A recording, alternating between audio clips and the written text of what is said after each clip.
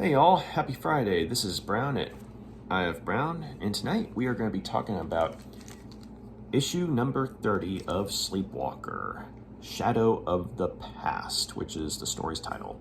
But the reason I'm reviewing issue number 30 as opposed to say, some of the issues prior to here is because this was in fact a fill-in issue, a standalone story that is wholly separate from the arc that started from issue 19 and went on to issue number 33, which was the last issue of this series. And so, if you want to be technical, this final arc is broken down into two parts, at least as far as I could tell it.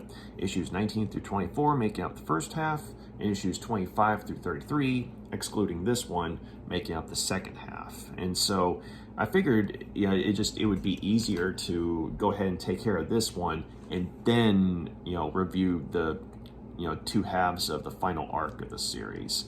But as I was reading these issues chronologically, when I came across issue number 30, it was, to be perfectly frank, a breath of fresh air, because with respect to artist Kelly Krantz, who replaced Brett Blevins as the new series regular artist, his artwork, to me at least, left a lot to be desired. Now, to be sure, you could definitely see that he had potential, with his cover art, as well as some of the more outlandish elements of the series, such as Sleepwalker himself, as well as, say, some of the more, bizarre imagery of the Mindscape. But on the other hand, when it came to drawing everyday people, yeah, that was, a different story altogether, and not in a good way. And so I don't know if this was his very first gig, but I know it was one of his first at the very least. And so this was at a point in time where you could tell he had potential, but to be put into a spot of being the regular artist for the series, as opposed to say being given like a couple of tryout issues, I mean, it unfortunately affected the series in terms of quality, because you go from the professional, reliable artwork of Brett Blevins, to the uncertain artwork of Kelly Krantz. And if you look at his art, it really comes across like, I don't know if this was intentional, but if you look at it, it looks like he's trying to emulate the more extreme art of the 90s, like, say, something you'd find in, Image Comics or something like that. And so, and nothing against Image Comics, because, I mean, while there were some duds for sure, I mean, there are also some, really, cool stuff that came out of that particular company.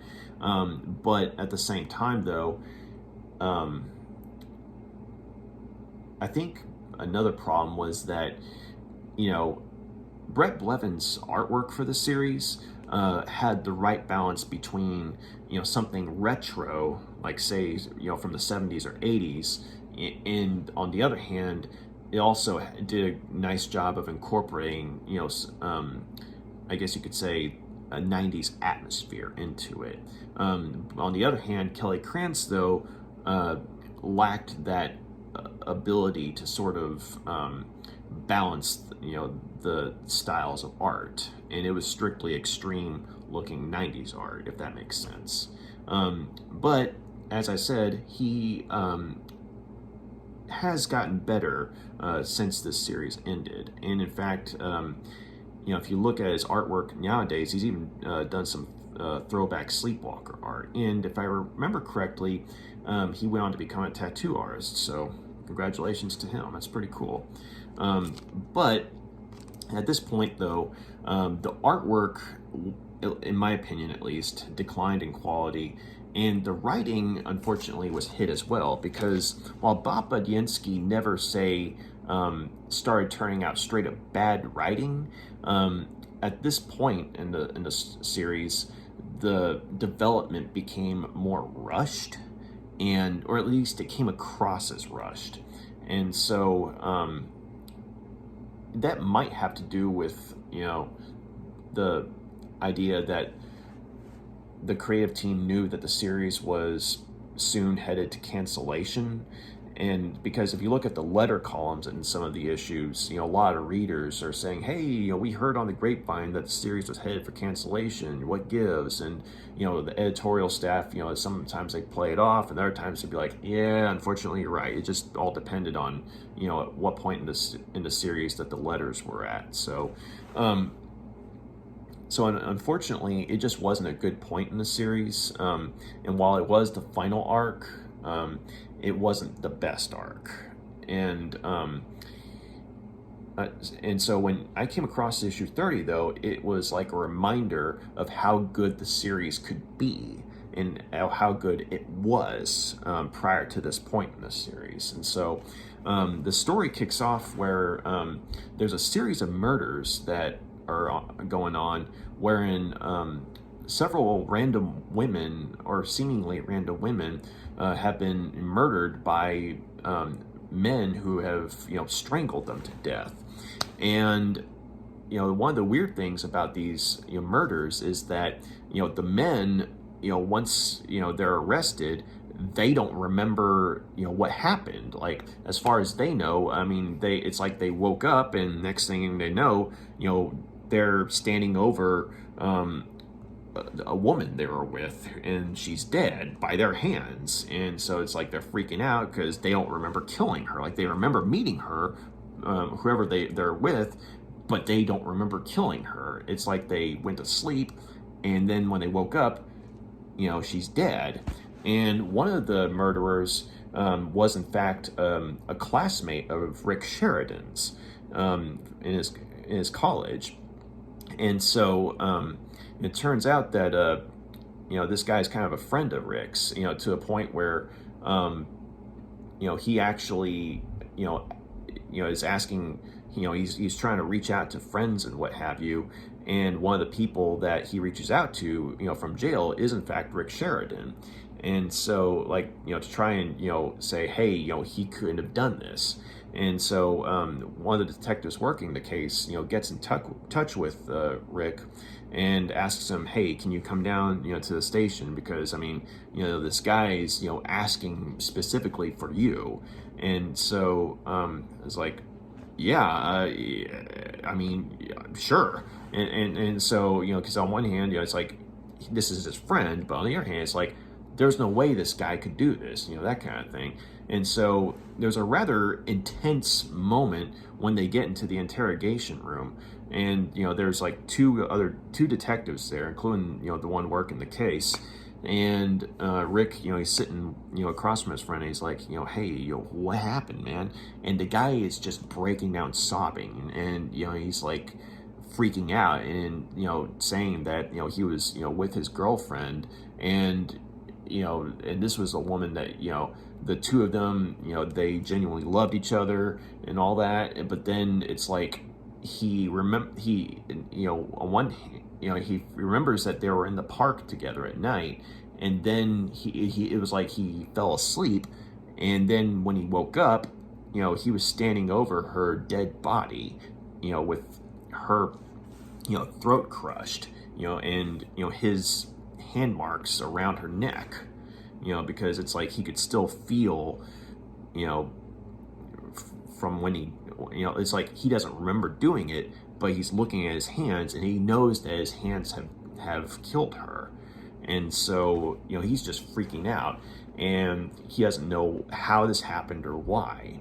And so the eerie thing is that the detectives, actually, believe the guy on some level, and they believe him in the sense that he doesn't remember killing her, because here's the thing, the other murders that have happened, all had similar traits in that regard. Like, there were different men, different women, seemingly no relation to one another at all, but one of the things that was common amongst all the murders is that none of the guys remembered killing the women. They remembered falling asleep, and then, or at least it seemed like they felt like they went to sleep, because it's like they're with the women, and then 1 minute, it's like they black out, and then they, open their eyes again, or at least they, come back into focus, and, the woman's dead. And so it's a consistent trait with all the murders. And so, Rick, he himself, other than providing moral support, isn't really able to do much other than getting his friend to open up, which that was one of the main reasons why the detective called him. But when he gets home, he's thinking, okay, this definitely sounds like something that's more up Sleepwalker's alley, considering that his friend was describing the feeling of falling asleep, or at least the impression of it, and then waking up. And so he's thinking, okay, he leaves a message for Sleepwalker. So once he falls asleep and Sleepwalker comes out of his mind, he's able to check the message out and get on the case, as it were. And so Sleepwalker, amongst other things, is able to see on certain wavelengths involving the Mindscape. Namely, if an entity from the Mindscape has come into our realm, he can track its energy trail. And so, he does so, and he follows the trail to Rick's friend who's in jail. And so Sleepwalker, at the point in time that the story's written, he's still trying to familiarize himself with certain Earth customs. And unfortunately, he makes the mistake of basically taking a wall out of the side of the jail that Rick's friend is in, so he can talk to him. And this is in front of a whole bunch of prisoners. And so Sleepwalker, he goes to Rick's friend and scans him with his eyes. Like, he doesn't use his warp beams on him, but he's able to read the energy, since he followed the energy trail to Rick's friend. And he sees that the trail has gotten weaker, but he recognizes that the trail contains a signature that is a sign of someone or something from the Mindscape inhabiting Rick's friend. And so since everyone's freaking out, the guards come and they see Sleepwalker and a hole in the wall, and they're thinking Sleepwalker's trying to spring the guy. And so Sleepwalker apologizes and says, this, believe it or not, I am trying to help here. And so he does his best to, get away from the guards before they can start, firing at him. And so he uses his warp beams to put everything back into place, although it's kind of haphazard looking. So, it's kind of a darkly comical moment in a way, because, on one hand, you have, the horror of Rick's friend and what he's going through. But on the other hand, you have Sleepwalker's, on one hand, Sleepwalker's, sincerity is genuine. His intent to help is genuine. But at the same time, he lacks the delicacy and finesse at this point to, find the information he knows in a more delicate way. And so, or in a more, I guess you could say, in a less destructive way, as it were. When that happens, Sleepwalker, he looks around, trying to see if he can pick up the trail again. And but one of the things that happens though is, as he's scanning Rick's friend, that somehow interacts with the energy that was going into his friend, or Rick into Rick's friend, and it provided kind of a mental feedback to Rick while he's sleeping. And Rick actually picks up some imagery from his friend, and he gets a name. And it's and once Sleepwalker goes back into Rick's mind, some of that imagery it becomes a little more clear. And so as Rick, when he wakes up, when he remembers the name, as he remembers the name, he goes to his college and looks up on the computer, and he finds out that the name belongs to a person who is in a mental asylum, who is catatonic. And it turns out this guy, when he was a kid, had witnessed his father strangling his mother to death, because he thought he had caught her. He thought he had caught her cheating, and it turns out he hadn't. But he, kind of in his own mind, came up with the notion that his wife was, seeing another man, and so instead of trying to, air things out, he just killed her in rage in front of their son. And so the trauma of that experience, just rendered the poor young man catatonic. And so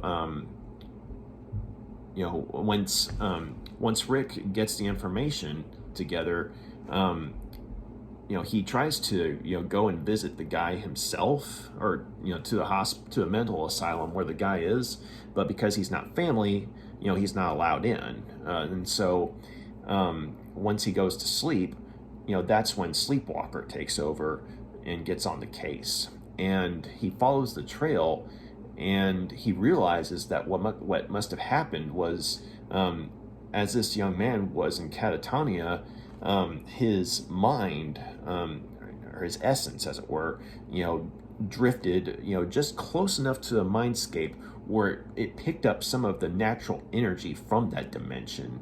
And with all the trauma going on in his head, all the unresolved trauma, it all just sort of, rolled and combined together, to where it started manifesting, itself as, a hostile entity. Like, it was him, but it was also a part of, the Mindscape, sort of, a very, hostile, strange entity that was reliving that experience over and over again. And so basically he was, becoming his own father and murdering his own mother in his mind. But unfortunately, though, this constant nightmare was having, the consequence of possessing random men, and murdering, the women they were with. And so, as Sleepwalker, he, once he, makes that connection, he finds, he follows another trail, to find the guy, and he realizes though that he's already going out for the night. Like, his mind is already going out for the night, and so he follows the trail again, and just as another guy becomes possessed and tries to kill the woman he's with. And so Sleepwalker thankfully is able to prevent that from happening, but unfortunately the killer's essence jumps from the man into another person. And so Sleepwalker is basically having to use his power on multiple people. But unfortunately, while he's able to drive this hostile entity out of the people just see Sleepwalker randomly attacking innocent people, like innocent civilians. Like, they don't know what's going on.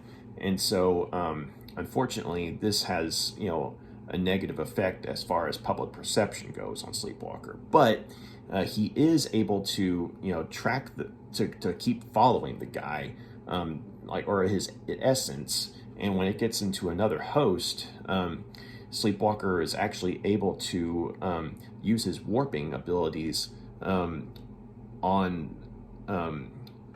the windows surrounding a TV store, and it just so happens that the reason he's doing this is because it just so happens that one of the news stations on one of the TVs for sale is talking about the murders and how similar they were to the one from all those years ago, when that particular father murdered his wife and the mother of their child. And they specifically reference, the poor kid by name. And so when Sleepwalker sees this, he uses warping abilities to open the store up to where the guy who's possessed by the mental energy of the killer, he hears his name, like he hears the killer's name, and he turns around and he's watching the news and he realizes what he's done, as in the killer inside this guy's body realizes what he's been doing, because in his mind, he's just reliving the nightmare over and over again. Like, it's all just a really bad dream for him that he just can't wake up from because he's catatonic. But in fact, he realizes, though, that he has been literally living out his nightmares by, killing other people. And so, he freaks out and basically just, drives his hands into that TV, electrocuting the host, and unfortunately burning himself out. And because, as Sleepwalker discovers, because first he gets, the electrocuted host to a hospital, and thankfully they're able to help the guy. But then he tries to follow the trail, which is becoming weaker and weaker, the energy trail of the killer. And by the time he gets back to where it originally came from, the killer, who has been catatonic, is dead. But it was rather eerie, though, because he suddenly woke up screaming right before he died. And so basically Sleepwalker is just left with a case of on one hand, it was a tragic situation, with what happened to the kid, but, he never got a chance to recover from his trauma. And unfortunately, that trauma ended up consuming him and those around him. And so, all in all, this was actually, a really cool story. And I liked how, in some ways, it gelled rather well with, say, some of the more standalone issues earlier on in the series, and I also liked how there was kind of a retro horror vibe to it, in the sense that it was kind of like an invasion of the body snatchers type situation, or at the very least, not invasion of the body snatchers, but it was more like almost like a spiritual possession type of situation, like horror from say the 70s or 80s almost, but in a more subdued tone, if that makes sense. But one of the things that I really appreciated was, in terms of, I guess, the intensity of the situation with Rick's friend, is just that you really feel sorry for the guy, because the writing and the artwork for the bit where he's in the interrogation room telling Rick what happened, it's like they did a really good job of showing how devastated the guy was, and how terrified he is at what he's done. And of course, also I liked how it expanded upon some of the aspects of the Mindscape, and like unconscious mental energy, and how some people, like if they've been catatonic, it just kind of drifts and interacts with other dimensions. And I thought that was actually pretty cool. And that's where you get into the more sci-fi side of things, other dimensions and ours interacting and what have you. And so, and of course you have, Sleepwalker, being written as someone who is alien to our world, and obviously is still, learning how to interact with others and what have you. And so it was definitely consistent with the earlier portrayal of him within the series. And of course, the artwork I thought was very well done. Like, it has certain edginess to it, but not to the point of, say, everything being exaggerated, like, say, everyone being super muscular, or, on steroids all the time, like a lot of the artwork tended to look in some books in the 90s. But it looked more I guess you could say, kind of like say, maybe a little bit like Jim Lee art, a subdued form of Jim Lee art, I guess you could say. But I'll show you some art, some of the artwork real quick. But first, hey, throwback. An ad for the original Mortal Kombat. This book was written in 1993. This issue, I mean. But Kelly Krantz did the cover art. But the interior art, though, by Tom Brevoort, was really cool. The Sleepwalker coming out of Rick's head.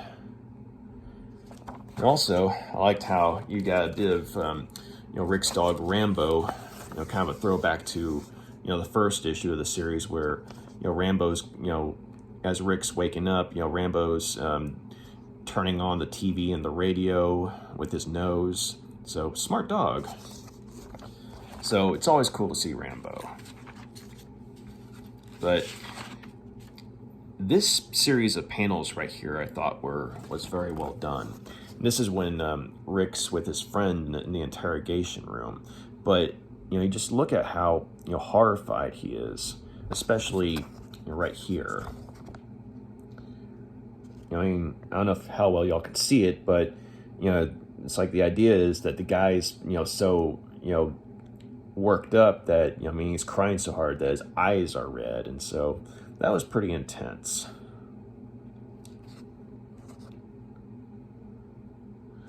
But let's see, what else? A sec.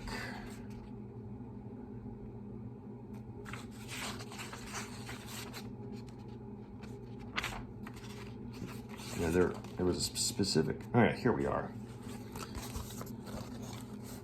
This is, the kind of when Rick's reading the news story about, the poor kid witnessing, his father murdering their mother, or his mother, I should say.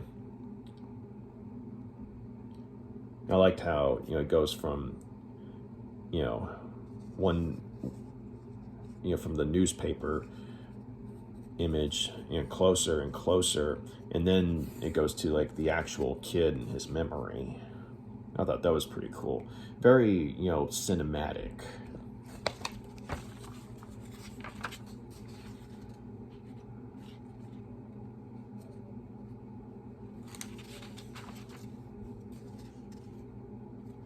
Let's see. Oh yeah. Thought this part was pretty cool. It's always neat when you see, Sleepwalker in his warp beams, molding, the landscape around him to aid him whenever he's pursuing someone. But I liked how he uses the warp beams to kind of make the brick wall turn into a hand, or a hand-like structure. That was pretty badass. Or probably even see it right here too.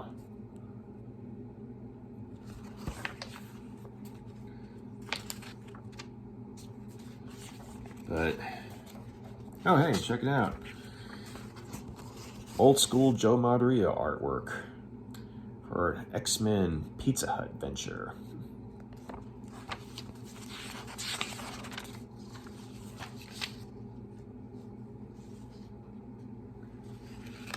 Yeah, I like this. I like this panel right here because this is when, the killer, when he's in possession of his final host, he freaks out and breaks the TV, and the trauma just kind of drives him out of the guy. And here he is waking up in the hospital from his catatonia, and he's remembering all the women that he's killed, or he's unknowingly killed, I should say, because I mean, like I said, to him, he's just been reliving a nightmare over and over again. He had no idea he was literally killing, people, or killing his mother over and over again. And so, all these women, these are all the women that have been killed. Very, very, intense moment for sure.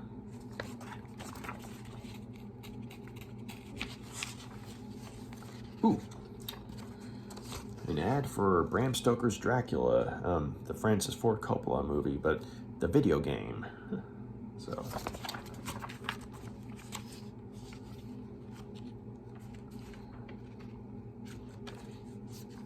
But I'm just gonna read real quick here.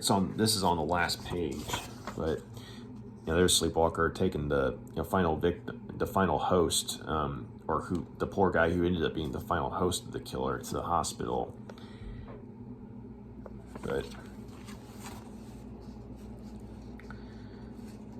And then he gets back to the mental asylum where the guy was contained. He says, "It is as I feared. There remains no trace of mind stream energy within this empty shell. The feedback has severed the delicate connection between mind and body forever. Be at peace, young one, a peace denied you by life. As your errant spirit drifted, it sought to make order out of chaos by reenacting the events which scarred you night after night. But sometimes there is no order which can be imposed. Merely love turned inside out, and the evil that men do."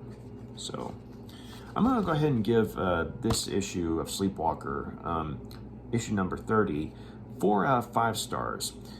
It was a good standalone story, and it was a nice throwback to the tone of the series prior to when this issue actually came out. So, and I honestly wish that there had been more stories like this, because even though the final arc, I mean, there were things I liked about it, but because there were a lot more downs and ups, in my opinion, it would have been cool if there had been more stories, this one kind of scattered throughout. Well, maybe not scattered, but a little more strategically placed. So maybe give the guest creative team some more opportunities to work together, because Tom Brevoort and Mike Kenterovich made a good writing duo, and of course Terry Shoemaker. I wish that he'd actually gotten more opportunities to work on the series, because his artwork, in my opinion, while it didn't quite it was definitely more 90s art than it you could definitely tell it was 90s art, but at the same time I think it was more developed than Kelly Krantz's art at this point in the series.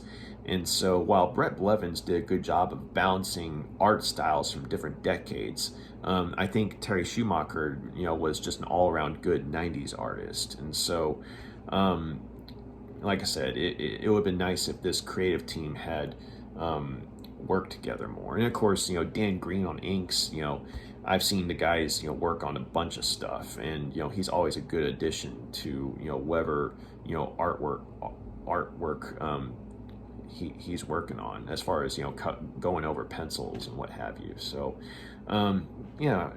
as I said, 4 stars out of 5. Thank you very much for taking the time to check out my review. You got any questions, comments, please drop a line, let me know. If you like what you see here, feel free to like and subscribe. But I hope you all have enjoyed this. Take care, have a good weekend, stay safe, goodbye.